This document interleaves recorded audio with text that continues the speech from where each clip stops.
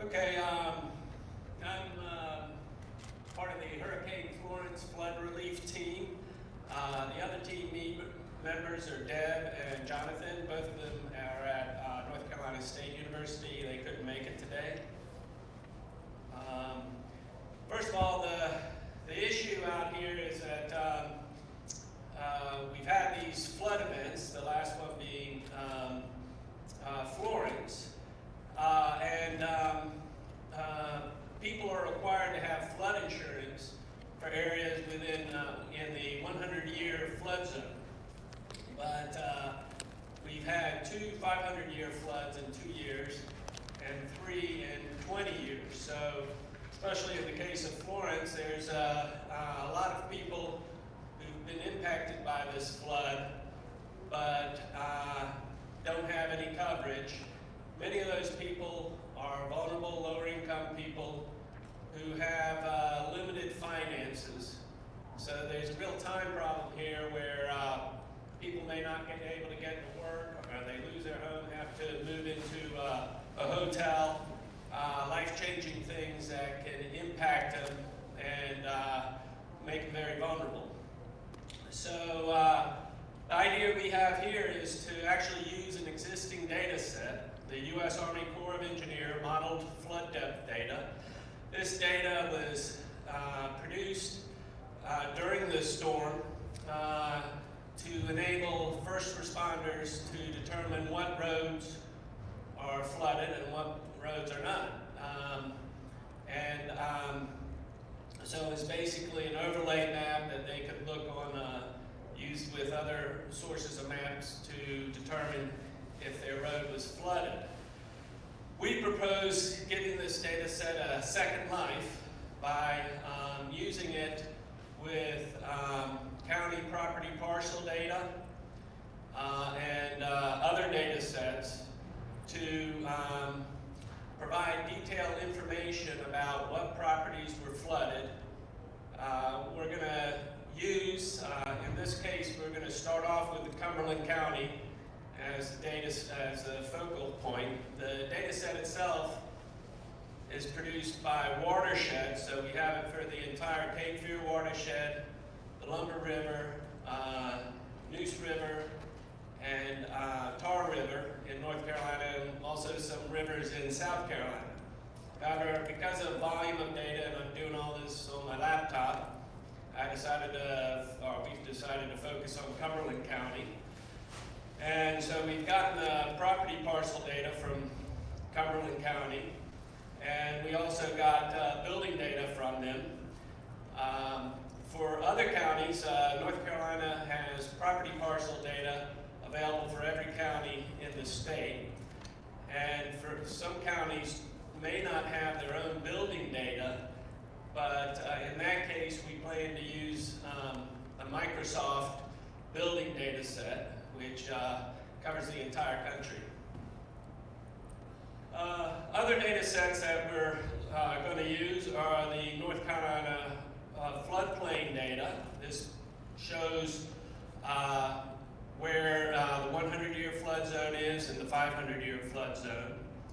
So we can compare that with the modeled flood depth data. We're also using Mapbox tile data set for the streets and other information. And we're going to include demographic and socioeconomic data from the US Census data, and also another data set from Center for Disease Control that has socioeconomic and health data. Potentially on the long run, we could add other data sets where warranted. We're going to use the model flood depth data to extract flooded areas of property parcels. The flooded areas will be delineated by flood depth. Parcels will be delineated by land use type and property value. The building footprints will be included, so you can see if the actual buildings were flooded. Again, we're using Mapbox tile. We're going to put all of this together with the demographic and socioeconomic data in a dynamic online map using open layers. Fast.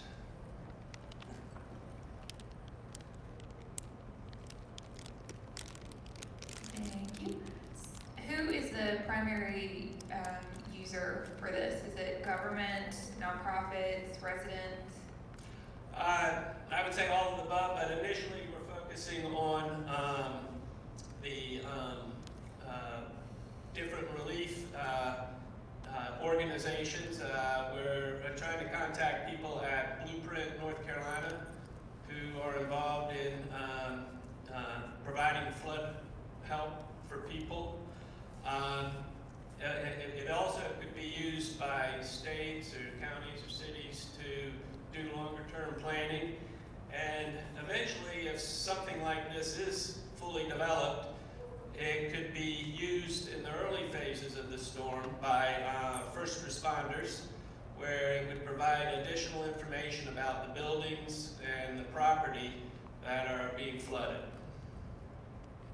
And have you talked to people in Cumberland County about what you're working on, and then if so, what has their perspective been? No, I haven't talked to people in Cumberland County. That's something I definitely need to do.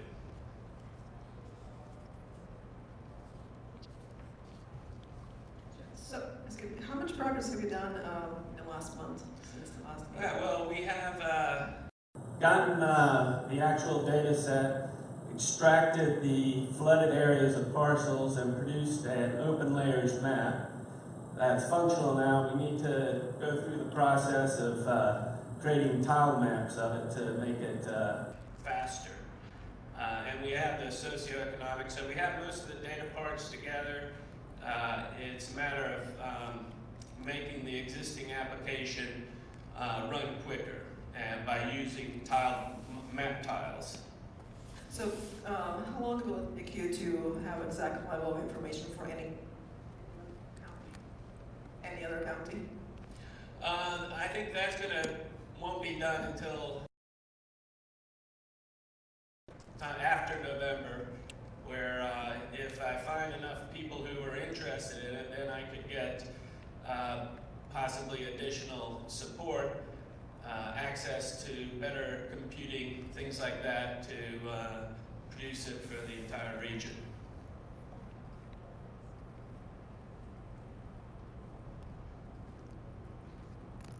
So what is the purpose?